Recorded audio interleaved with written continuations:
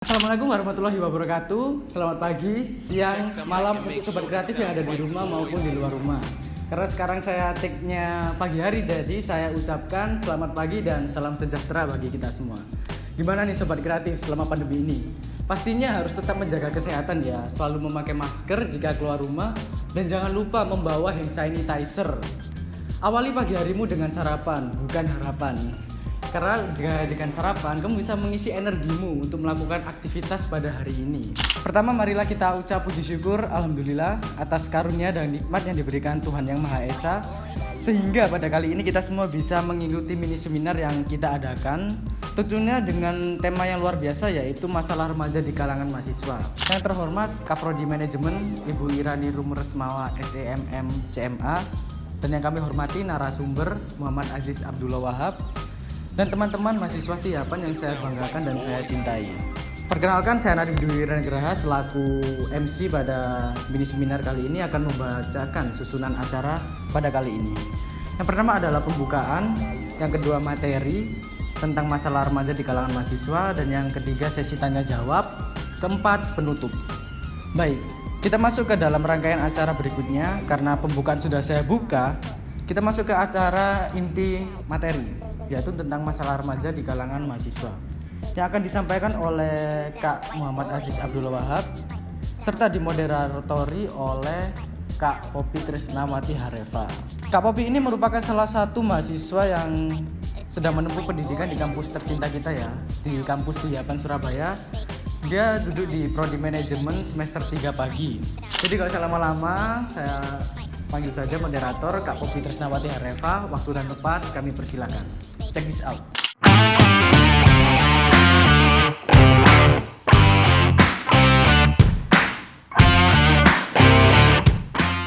Oke, terima kasih Kak Nadif dan teman-teman buat waktu dan kesempatan yang telah diberikan kepada saya. Nah, sebelum masuk ke materi, semua udah tahu kan tema yang luar biasa yang akan kita paparkan pada kali ini, yaitu masih bersama tema kita yang luar biasa, masalah remaja di kalangan mahasiswa. Sebelum saya lanjutkan, kalian pasti bertanya-tanya, siapa sih pemateri kita kali ini? Nah, pepatah mengatakan tak kenal maka tak sayang. Perkenalkan nih, kakak pemateri kita kali ini yaitu Kakak Muhammad Aziz Abdullah. Kakak ini merupakan mahasiswa yang sedang menempuh pendidikan tentunya di kampus favorit kita, yaitu Tiapan Surabaya. Tepatnya di Prodi Manajemen semester 3 kelas pagi. Nah, untuk mempersingkat acara kita, langsung saja waktu dan tempat kepada Kak Aziz kami persilahkan.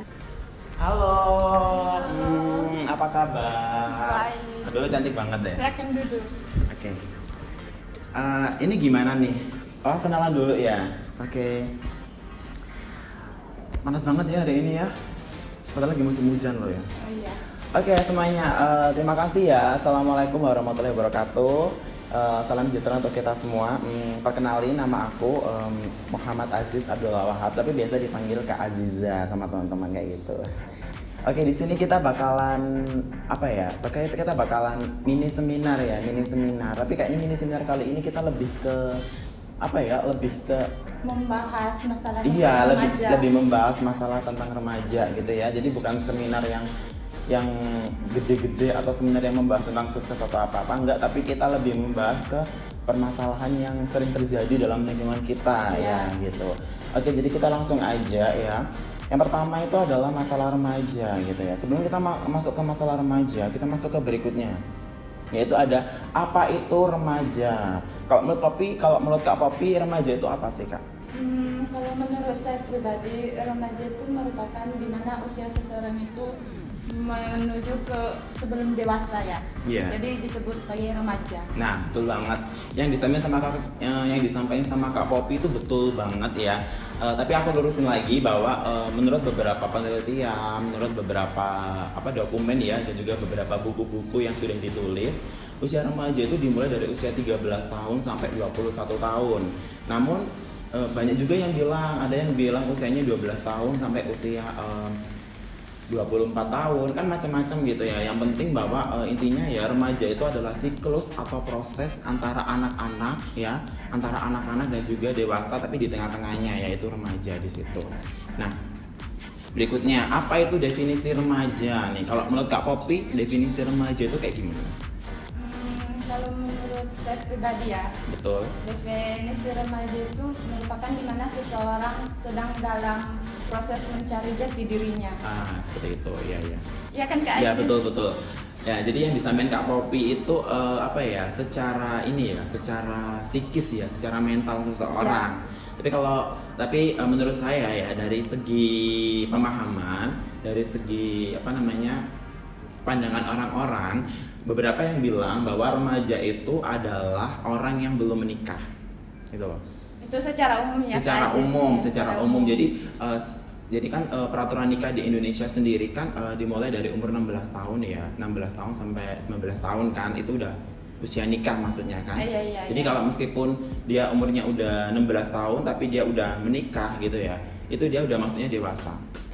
Tapi kalau dia umurnya 24 tahun tapi belum nikah, remaja gitu. Jadi tergantung persepsi masing-masing sih sebenarnya. Berarti gitu. tergantung pribadi setiap Betul orang sekali. ya.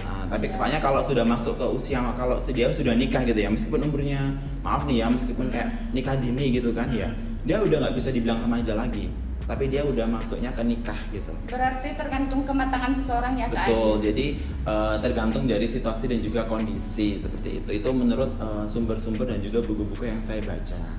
Dan juga berikutnya nih, beberapa masalah remaja di lingkungan mahasiswa. Nah, sebelum kita masuk ke lebih dalam lagi ya, kita kan juga remaja nih ya, kita juga mahasiswa juga di Setiapan Surabaya, kampus tercinta kita, kampus yang paling kita banggakan.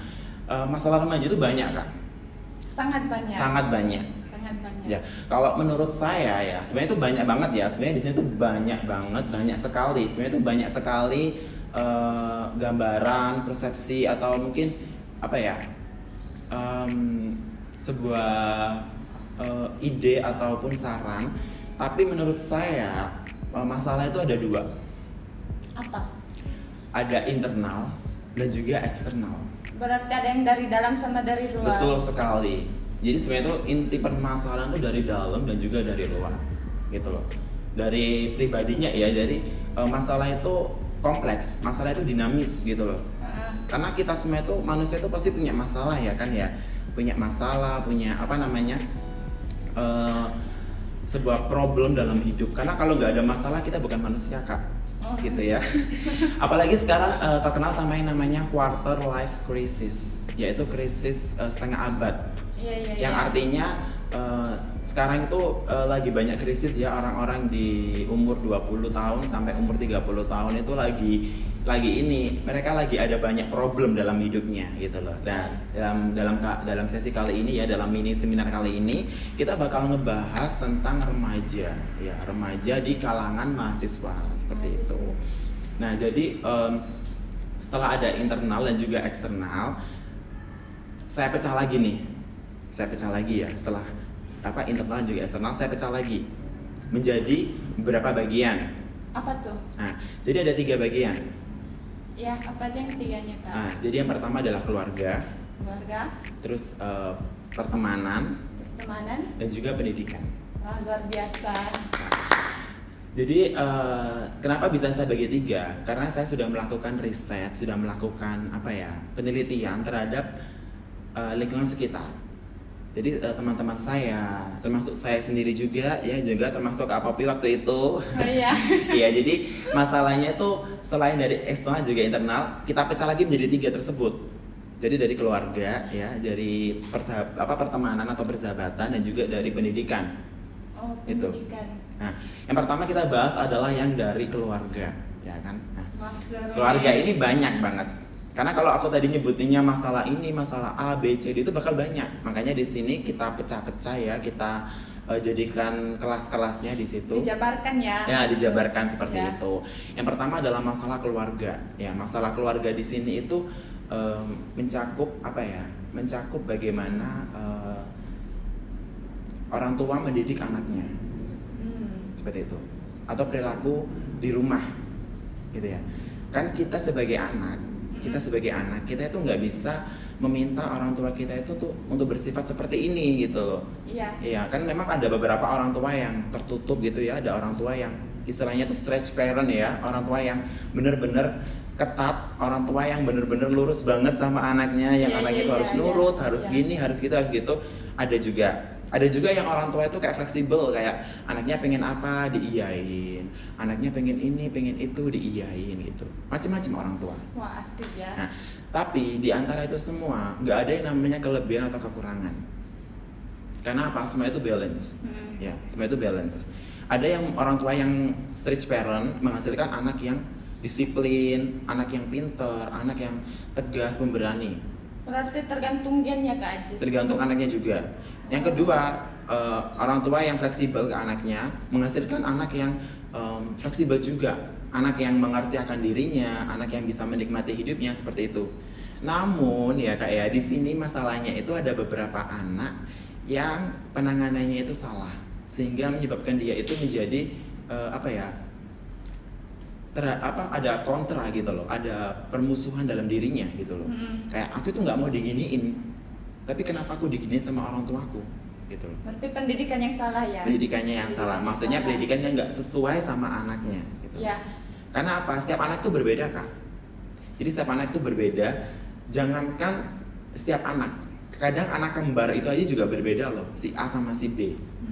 Kadang anak kembar gitu ya, ini yang benar-benar kembar ya, yang matanya, rambutnya, face-nya itu mirip ya. Itu beda. Kadang si A kalem, si B-nya lebih rame gitu ya. Si A-nya introvert, si B-nya extrovert. Itu beda. Gitu loh. Jangankan anak yang lain, tapi kadang si kembar aja itu kadang juga beda di situ. Nah, di situ kita sebagai anak ya, kan kita nggak bisa ngomongin sebagai orang tua ya. Kita belum ngomongin sebagai orang tua, tapi kita sebagai anak di sini kita hanya perlu terbuka kepada orang tua, ya. Karena itu adalah jalan satu-satunya, karena itu adalah jalan yang jalan damai istilahnya, bahwa kita memberitahu orang tua kita bahwa bapak, ibu, mama, papa, sebenarnya saya tuh kayak gini, ya. Ini yang saya butuhkan dan ini yang tidak saya butuhkan, seperti itu, ya. Karena apa? Karena kalau kita nggak ngomong, kalau kita berontak, yang terjadi malah apa? Konflik, ya. Malah adanya perkelahian antar keluarga, antar anak dan orang tua, antar orang tua juga, antar anak juga gitu loh. Intinya kita harus terbuka seperti itu. Nah, untuk orang tua sendiri ya, karena kita semua akan menjadi calon orang tua ya teman-teman. Dan kita sendiri sebagai orang tua ya, apalagi kita adalah calon orang tua milenial yang kita Gen Z lah istilahnya ya, kita Gen Z ya. Kita itu harus memberikan contoh yang baik bagi anak kita nanti. Iya. Karena pepatah yang mengatakannya itu nggak apa-apa kita diperlakukan kayak gini sama orang tua kita. Yang penting anak kita jangan kita gituin. Berarti harus ada perbedaan ya? Betul. Harus ada perbedaan perlakuan gitu. Betul. Oh, iya. Jadi orang tua kita nggak memahami kita nggak masalah. Yang penting kita sudah memahami. Tetapi jangan sampai anak kita nanti kita perlakukan seperti bagaimana orang tua kita nggak boleh terulang kita. Ya. Tidak boleh terulang dalam siklus garis kehidupan kita. Iya. Nah di situ ya.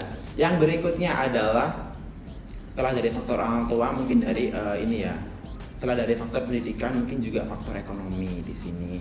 Nah di sini untuk ekonomi sendiri aku nggak berani bilang banyak sih ya, karena untuk ekonomi itu tergantung dari kehidupan keluarga masing-masing kan ya Kak ya. Berbeda-beda untuk ekonomi sendiri karena tenang aja sih, karena selama untuk pendidikan ya di Indonesia sendiri ini kita sudah banyak sekali yang mendukung ya, mulai dari KIP, mulai dari bantuan sosial itu udah program banyak, program pemerintah itu udah banyak. Karena untuk masalah pendidikan kita tuh nggak usah ribet gitu loh. Kalau seumpama keluarganya ada masalah ekonomi di situ. Nah berikutnya ya permasalahan remaja yang menyebabkan yang berikutnya adalah di lingkungan persahabatan. Ya, di lingkungan persahabatan, di lingkungan pertemanan, termasuk ini sudah mencakup mencakup hal yang luas. Karena apa? Ini sudah memasuki ke dunia dunia di luar rumah ya. Bukan di dalam rumah lagi kan, tapi udah di luar rumah. Ini kalau menurut saya ya, masalah persahabatan ini tuh sangat kompleks. Kompleks gimana tuh Kak? Kompleks itu sangat banyak ya, sangat bermacam-macam sekali. Ya. Yang paling timbul, yang paling sering saya temui adalah yang paling menonjol dalam teman-teman saya dan juga dalam diri saya itu adalah pergaulan, perilaku, gitu. Ya memang sih ada pepatah mengatakan sih kalau kita berteman dengan penjual parfum kita akan harum. Pepatah mengatakan kita berteman dengan pengembala domba kita akan beraroma seperti domba, gitu kan ya. Namun ada baiknya kita itu tetap menjadi diri kita sendiri. Ya. Jadi memang berteman boleh, namun kita nggak ikut-ikutan apa yang dia lakukan. Gitu. Karena itu adalah pribadi dia. Oh iya. Nah, di sini yang menyebabkan masalah adalah di saat kita para remaja itu terjerumus di dalam situ, terus terpengaruh bahasa Jawanya itu biasanya kita sebut nggak mudah terpengaruh, kayak apa sih namanya, gampangan gitu loh, gitu ya. Temannya gini dia ikut gini, temannya gini dia ikut gini. Kalau hal positif mah nggak masalah sih ya, lebih baik. Tapi kalau hal negatif, Tapi mungkin itu bagian dari mencari jati diri ya Kak. termasuk. Iya. Nah, namun ya juga bisa sih kalau anak itu bisa memahami, bisa mengerti. Namun kalau seumpama dia memang sampai salah arah gimana?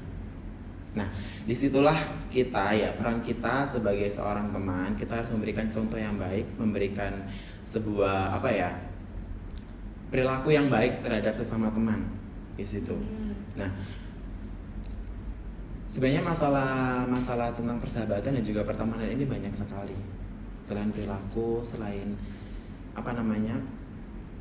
kebiasaan gitu ya. Yang berikutnya adalah masalah itu tadi, persahabatan. Tahu maksud aku? Berarti itu bagian faktor dari eksternal ya? Maksud eksternal. Nah, maksud aku yang aku bilang tadi masalah persahabatan adalah ibaratnya kita masih circle-circlean. Iya. Ya, kita masih tahu nggak sih kayak anak kecil yang biasanya aku nggak mau temenan sama kamu, kamu temannya itu, aku nggak mau temenan sama kamu. Masih gitu. dalam proses milih-milih ya? Iya, jadi kayak pilih-pilih temen gitu ya. Iya. Sebenarnya kita pilih-pilih teman nggak boleh ya.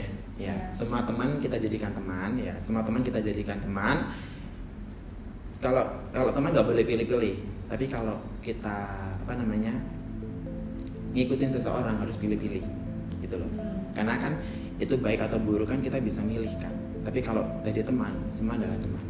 Jadi istilahnya kalau mencontohi seseorang itu harus dipilih-pilih. Dipilih-pilih. Jadi nggak boleh orang ini gini gue gini lah. Orang ini A gue A, orang ini B gue B, nggak boleh. Nah, itu pasti ada baik buruknya. Yang harus kita ambil baiknya aja di situ. Yang sisi positif ya. Betul sekali. Nah, tapi ini sih yang menyebabkan itu tadi banyak kan ya. Tadi aku udah bilang kompleks. Setelah ada circle-circlean tadi kan menimbulkan itu tadi kan ya, contoh baik dan contoh buruk. Ada lagi yang menimbulkan kecemburuan sosial, kesenjangan sosial. Atau biasanya kayak aku males nih sama anak ini, dia nggak pernah lagi main sama aku, dia main sama teman barunya gitu. Timbul kecemburuan Iya, ya. timbul kecemburuan kayak gitu. Itu yang menyebabkan rasa sakit hati gitu loh, rasa iri hati gitu loh ya, rasa kebencian gitu loh. Dengki kan. Rasa dengki, rasa kayak aku tuh malas sama anak ini, aku tuh nggak suka sama dia gitu, dia udah nggak pernah main lagi sama aku gitu. Banyak banget masalah yang disebabkan oleh persahabatan, oleh pertemanan di lingkungan kampus sendiri, di lingkungan mahasiswa sendiri kayak gitu. Nah, selain itu ya permasalahan tentang persahabatan juga pertemanan itu sebenarnya banyak sih ya, banyak. Cuma intinya itu tadi yang aku harus bilang tadi, bahwa kita harus bisa memilih ya, bukan milih teman, tapi milih kegiatan, milih milih tujuan gitu loh. Kalau itu baik ikutin nggak apa-apa, tapi kalau itu buruk tinggalin. Jadi istilahnya kamu boleh berteman dengan dia, kayak tapi gitu. jika sikapnya buruk jangan dicontohi. Iya, gak hanya sikap aja Kak, tapi Iya. semuanya. Kayak pola pikirnya, gaya hidupnya gitu loh. Kalau itu mengaruh ke hal-hal yang buruk, tinggalin, karena it's not good friends. Itu bukan temen yang baik, itu bukan temen yang perlu dipertahankan kayak gitu. Iya. Nah, yang berikutnya adalah permasalahan di pendidikan atau di lingkungan mahasiswa atau lingkungan kampus. Ya. Mahasiswa itu kadang ini sih, kalau dari lingkungan pendidikan sendiri ya, aku lihat itu teman-teman dan juga termasuk saya, kebanyakan dari kita itu kurang mendalami bagaimana kita menjadi seorang mahasiswa. I see. Gitu. Karena sejatinya seorang mahasiswa adalah di mana dia itu bisa kuliah yang benar ya. Ini sesuai dengan yang gambaran orang-orang ya. Iya. Kuliah yang benar, nilai yang bagus, rajin belajar ya, rajin ikut organisasi, terus patuh dengan dosen gitu ya. Sudah tepat waktu. Sudah tepat waktu. Nah, itu kan sesuai dengan gambaran Iya. gambaran orang-orang gitu ya, Iya, gambaran iya. secara umum. Tapi kan kita enggak. Gitu loh. Teman-teman kita enggak, bahkan saya sendiri juga enggak gitu. Kadang-kala saya masih sedikit menyepelekan gitu ya, sedikit tidak memperhatikan. Karena apa? Karena itu ada masalah. Timbul masalah di situ. Beberapa yang bilang ada yang nggak suka dengan mata kuliahnya, gitu. Kenapa nggak suka? Karena apa? Karena dia nggak bisa. Nggak bisanya kenapa? Karena dia kesulitan. Itu kayak kesulitan yang menimbulkan dia kesulitan apa? Dia bisa mempelajari namun dia nggak mau bertanya sama dosennya. Kok nggak mau tanya sama dosennya? Soalnya dosennya ngeselin. Tuh. Banyak banget. Jadi masalah itu kompleks ya. Masalah itu Iya. apa ya? Kayak seperti rantai. Jadi selalu terhubung, selalu saya itu kayak ngeling gitu ya. Jadi selalu setiap masalah itu pasti ada ekor-ekor masalah yang sangat panjang. Kayak rantai makanan ya. Iya, Kak? jadi kayak rantai makanan. Jadi Iya, nggak ada selesainya ya. Iya, Jadi nggak ada ujung sama ujung. nggak ada ujung sama ujungnya. Jadi kayak muter terus Iya, kayak iya, gitu. iya. Itulah masalah yang disebabkan di pendidikan dan juga di lingkungan kampus. Nah, berikutnya adalah masalah apa ya? Itu tadi sih, masalah tentang mata kuliah, tentang hubungan kita dengan dosen, tentang berorganisasi. Nah, berorganisasi inilah. Nah, organisasi ini sebenarnya dalam lingkungan kampus ya, kan banyak banget ya organisasi ya. Iya, banyak. Nah, kita biasanya nyebutnya itu ormawa atau organisasi mahasiswa. Nah, itu kan banyak di situ. Itu kan ada mahasiswa eksekutif atau BEM biasanya kita sebutnya, atau apa? Ada himpunan mahasiswa dari berbagai jurusan. Jadi kayak UKM gitu kan ya. UKM itu kan banyak banget nih ya. Banyak jenis Kak. Banyak jenis ya, Ada mulai yang dari seni, ada juga yang dari olahraga, bahkan yang terbaru kali itu ada yang dari keagamaan loh. Iya, keagamaan. Bayangin, keagamaan itu ada organisasinya sendiri di kampus. ada berbagai jenisnya Iya, lagi. berbagai jenisnya juga, kelompok. berbagai kelompok. Nah, seringkali di sini itu kita salah mengartikan. Iya. Sebenarnya fungsi organisasi itu kan sama ya. Semua organisasi itu memiliki tujuan, memiliki goals ya, istilahnya memiliki suatu manfaat gitu ya. Namun dalam dalam lingkungan kampus sendiri itu masih banyak orang-orang yang menganggap bahwa organisasi inilah yang menciptakan sebuah tembok. Apa sih? Kayak membatas-batasi gitu loh, kayak memilah-memilah ya. iya, kayak gitu. Jadi kayak seperti kita tuh seperti orang asing gitu, kayak oh kamu bukan orang organisasi saya. Kamu siapa gitu. Iya, jadi Padahal, kalau misalnya orang yang nggak satu organisasi sama dia berarti ya kamu siapa gitu. Kamu siapa gitu. Iya. Padahal kita kan masih dalam satu atap yang sama ya. Kita Iya, masih iya, dalam iya. satu kampus yang sama gitu. Iya. Tapi orang-orang ini tuh masih masih dalam lingkup yang tembok yang gede-gede gitu ya, yang Iya. bisa menyebabkan kayak kamu siapa gitu. Kamu bukan orang organisasi saya. Kita nggak ada ikatan apa-apa gitu. Berarti intinya mereka menciptakan tembok untuk mereka sendiri. Betul sekali. Nah, itulah yang menyebabkan kesenjangan sosial, yang menyebabkan permusuhan, perselisihan di situ. Padahal apa? Intinya semua organisasi itu sama. Kita sama-sama menjunjung tinggi nama kampus, nama universitas. Dan kita semua juga mahasiswa dalam satu atap yang sama di situ.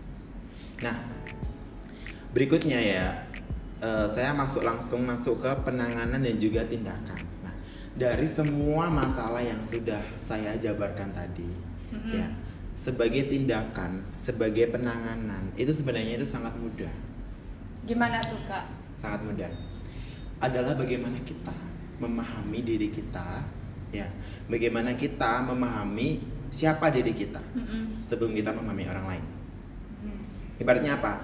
Kita harus who am I?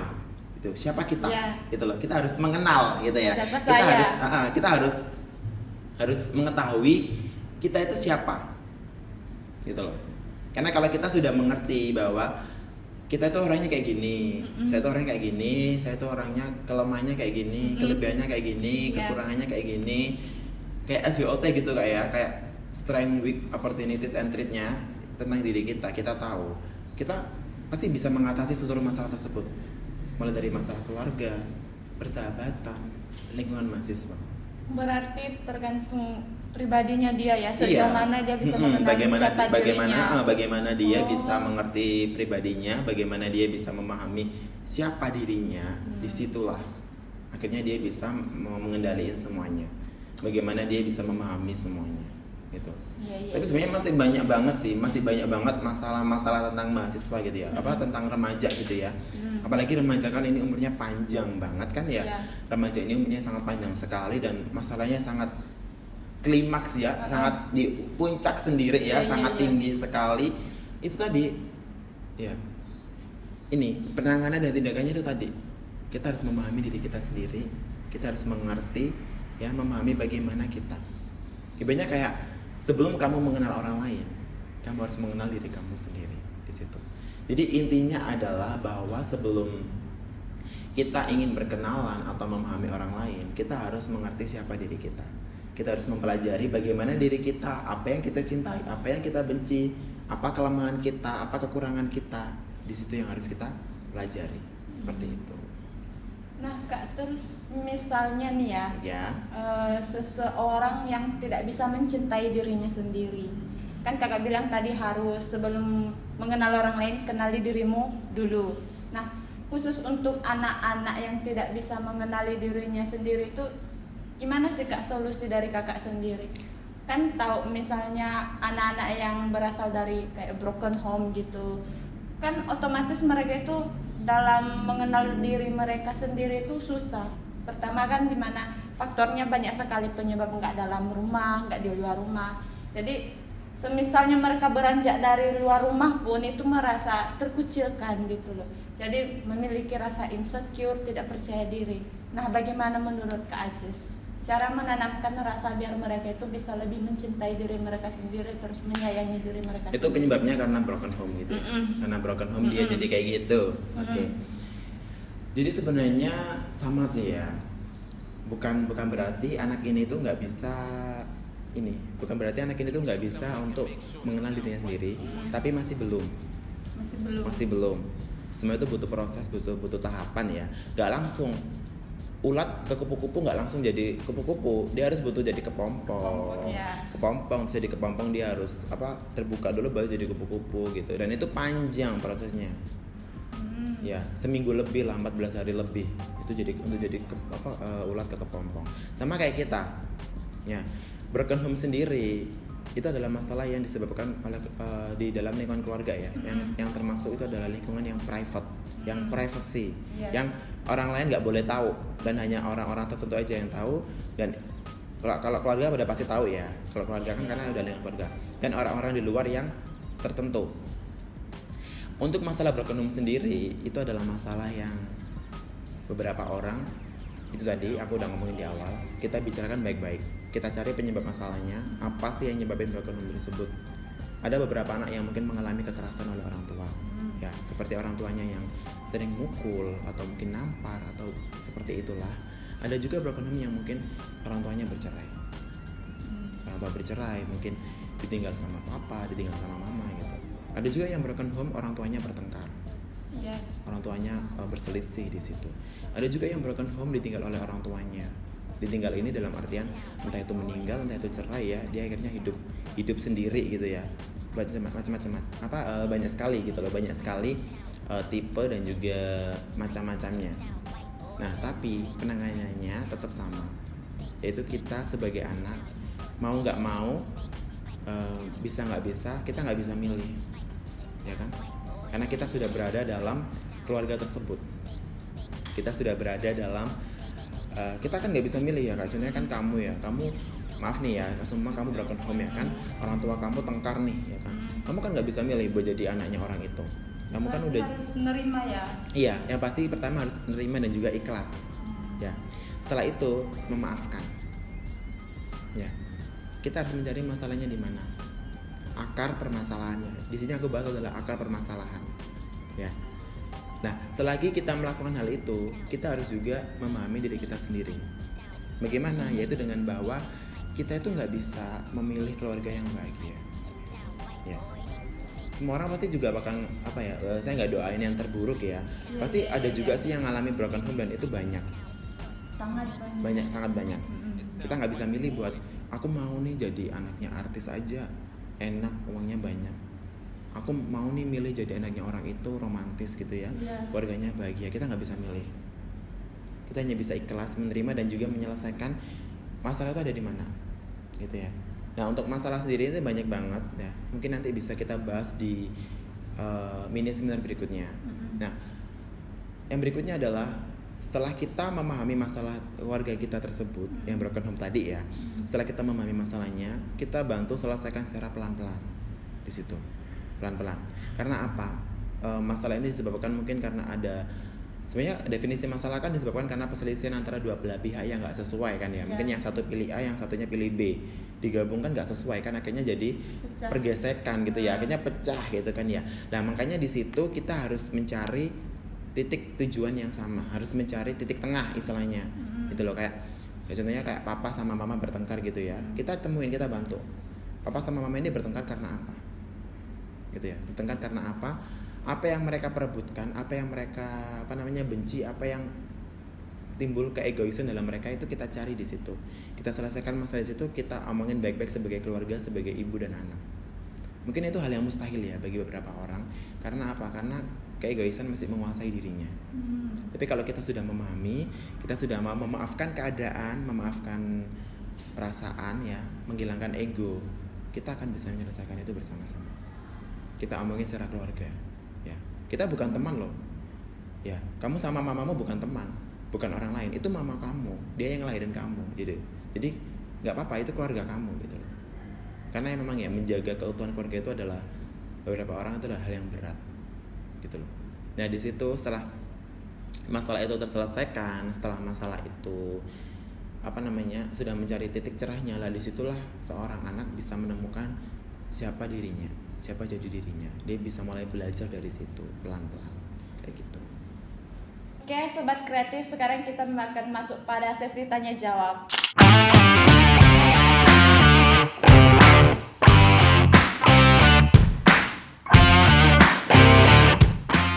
Oke, terima kasih Kak. Silakan Kak mau tanya apa? Ini kayaknya pertanyaannya bakalan menarik sekali. Seru nih, pertanyaannya seru nih. Nah, ada kan yang tanya sama saya. Begini, pertanyaannya seseorang yang umurnya 12 tahun. Itu termasuk remaja nggak sih Kak? Kalau menurut yang saya baca ya beberapa penelitian itu sudah masuk. Sudah masuk remaja ya. Nah, di sini katanya dia sering sekali berkata tidak mampu atas semua hal padahal belum dicoba. Menurut saya sebetulnya dia bisa dan mampu, hanya saja dia enggan karena menurut dia susah dan dia tidak sanggup. Selain itu dia juga sering mengeluh, semua serba menyedihkan, seakan-akan hidup ini nggak ada enaknya. Saya harus bagaimana menghadapinya? Jadi yang tanya ini teman dari anak yang berumur 12 tahun ini. Nah, menurut Kak Jis gimana sih cara menghadapi permasalahan yang seperti itu, yang bentuknya seperti itu? Oke. Jadi saya jawab ya. Tadi kan tanya nih, umur 12 tahun itu remaja atau masih anak-anak? Remaja atau bukan gitu kan ya. Dan dia ngerasa kalau hidupnya itu berat banget gitu ya. Ngerasa hidupnya itu berat banget, ngerasa nggak ada enaknya. Seolah-olah orang paling tersakiti di dunia ya. Di dunia. Oke, jadi kalau secara biologis ya, secara biologis 12 tahun itu udah masuk ke remaja. Transisi lah ya, perpindahan antara anak-anak ke remaja di situ.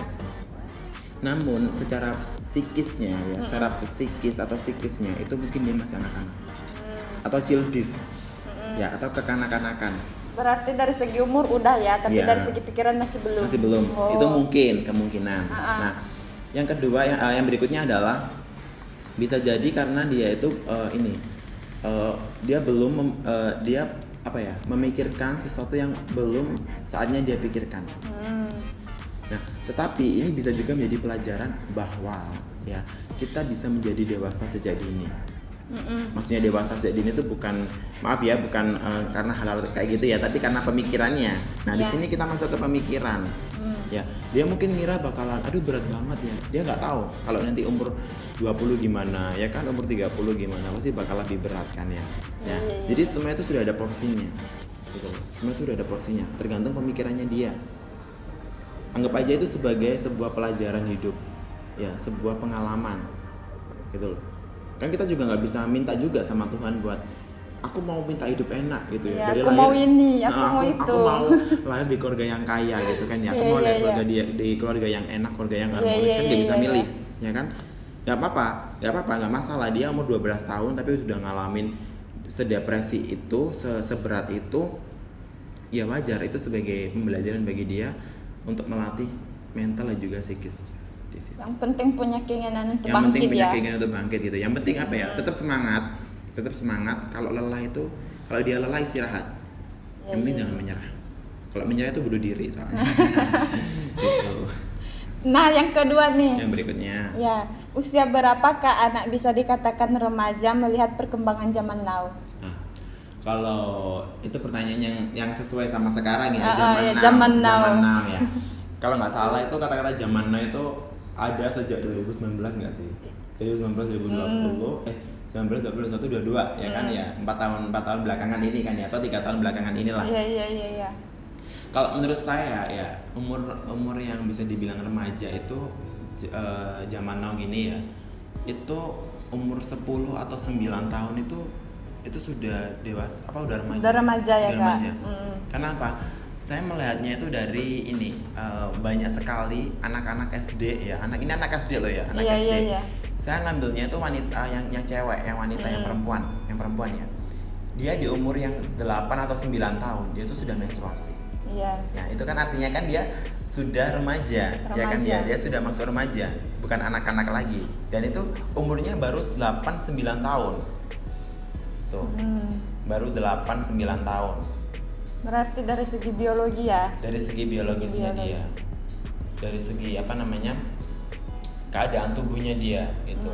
Berarti sudut pandangnya itu mulai dari umur 8 tahun. Iya, maksudnya itu kalau menurut saya dari situ, karena saya melihatnya dari situ. Nah, karena zaman now beda zaman dulu. Iya. Zaman dulu kan orang kalau menstruasi kan kayak contohnya orang zaman dulu menstruasi itu aja baru SMA. Iya. Umur udah tinggi Umur ya. udah tua baru menstruasi, dan itu baru menstruasi pertama. Lah sekarang enggak. Anak SD yang umurnya 8 atau 9 tahun aja dia udah menstruasi. Berarti pertumbuhannya Iya, berbeda ya, pertumbuhannya zaman dulu berbeda. sama zaman sekarang. Bahkan yang cowok-cowok, yang laki-laki gitu ya, yang anak-anak SD gitu ya, yang Iya, masih iya. kecil-kecil gitu, dia sudah mengakses hal-hal yang kayak gitu-gitu loh, yang maksud Iya. kayak yang porn atau yang situs-situs dewasa gitu. Itu mereka sudah ngerti akan Udah hal itu. tahu. Udah tahu, anak kelas 1 SD, kelas 2 SD itu udah tahu gitu loh. Nah, itulah yang menurut aku mereka udah masuk ke remaja zaman now gitu. 8 remaja zaman now ya. Patokannya nggak bisa dilihat dari umur ya, karena umur kayaknya sudah nggak berlaku lagi, karena kayaknya zaman now itu sudah cepet banget perkembangannya. Modernnya. Iya, perkembangan itu sangat pesat sekali Iya, untuk iya. ada anak-anak remaja gitu tadi. Karena ya itu juga termasuk ini sih, pengaruh lingkungan, pengaruh sosial, pengaruh perkembangan teknologi juga. Nah, pertanyaan terakhir nih Kak, ini pertanyaannya hampir mirip-mirip dengan yang sudah kita bahas tadi, cuman saya tanyakan aja. Bagaimana cara kita menghadapi permasalahan yang terjadi dalam kehidupan remaja, baik dari unsur eksternal maupun internal? Ya. Mungkin jawaban saya sama kayak tadi ya, tapi ini lebih saya klasifikasikan lagi. Nah, tetap ya pencarian jati diri tetap kita cari ya di sini. Pencarian jati diri tetap kita cari, pemahaman jati diri tetap kita cari, tetapi di sini kita pecah lagi. Ya, kita balik ke awal lagi, eksternal dan juga internal. Ya, kita cari dulu, kita kumpulkan semua masalah kita, apa yang menjadi beban dalam pikiran, hati dan juga kehidupan kita kumpulkan. Kita cari ini internal atau eksternal. Iya. Gitu. Nah, setelah ketemu baru kita selesaikan secara pelan-pelan. Gitu. Kalau saran saya lebih baik kita selesaikan secara internal. Yang internal dulu kita selesaikan. Internal dulu yang baru internal. eksternal ya. Yang eksternalnya kita kesampingkan dulu. Bukan berarti kita nggak selesaikan ya, tapi kita kesampingkan dulu yang Bertahap eksternal. ya, ada Bertahap. tahapnya. Yang pertama adalah internal. Karena apa? Internal inilah yang akan menyokong diri kita. Internal inilah yang akan menopang diri kita. Gitu loh. Karena kalau internal kita hancur, ya, kita benerin yang eksternal. Belum apa-apa kita udah roboh. Jadi internal ini mungkin dari masalah keluarga, masalah diri kita sendiri, ya, mungkin masalah tentang pemikiran kita, tentang pandangan kita. Itulah yang harus kita perbaiki dulu. Urusan eksternal biarin dulu aja gitu loh. Maksudnya bukan berarti dia nggak diselesaikan Mengabaikan ya, bukan berarti mengabaikan. Bukan berarti mengabaikan, namun kita kesampingkan sebentar. Kita selesaikan dulu yang internal. Iya. Gitu loh. Secara bertahap dan pelan-pelan. Mulai dari dalam dulu, Mulai baru dari dulu, luar. baru dari luar. Karena apa? Motivasi tertinggi adalah dari dalam, bukan dari luar. Karena ibaratnya apa? Sebanyak apapun orang bilang semangat ke kamu, tapi kalau kamu sendiri nggak bisa semangat, ya nggak akan bisa. Karena apa? Internal yang paling penting. Dari dalamlah yang paling penting. Kekuatan terbesar itu ada dari dalam. Iya. Makanya internal dulu yang kita selesaikan. Setelah internal Baru kita bawa eksternal. ke eksternal. Kita selesaikan yang di luar. Kayak gitu. Oh jadi gitu ya Kak Ajis? Iya, jadi kayak gitu. Oh. Kak, saya kameramen mau tanya. Oh iya, Iya. silakan.